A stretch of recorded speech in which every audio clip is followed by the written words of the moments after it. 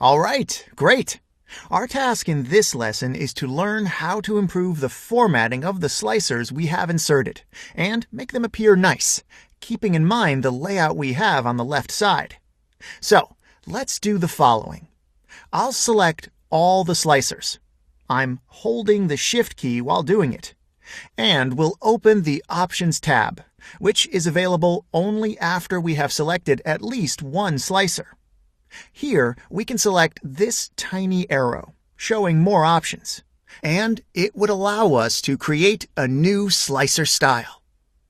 All right, in the dialog box that opens, we can see a list of elements that determine how the slicer looks when a certain event occurs. When an item is selected and it contains data. When an item is selected and it does not contain data. When an item is not selected and contains data. When an item is not selected and does not contain data. And so on. You can spend a lot of time to improve these settings. Let me show you how it's done in our case. First, let's apply borders to the slicers we have. This brings up the usual formatting dialog box we have seen before.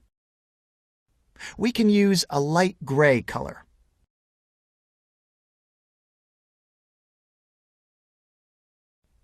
Then we can click on Select Item with Data and change the fill color of selected items with data to the green we've used for the entire report. This synchronizes the colors within the sheet, and it appears much more professional. And change the font color to white. I will also put them in bold. Our next task is to determine how unselected items with no data would appear. I'll select this element and click Format. It's okay for these elements to be almost transparent. A gray or white fill is appropriate, given they are not selected, and it should be clear for the user this is an element not currently displayed. These modifications are fine for now. Let's click OK and see the slicer's appearance after the changes we've made. Looks good, doesn't it?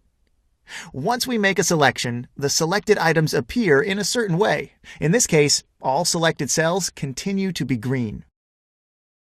The unselected items are gray, as you can see here. If I remove the filter, all elements become green, which is exactly what should happen. Our report looks awesome. In the next lesson, we'll look at it and discuss its applications. That's all for now. Thanks for watching.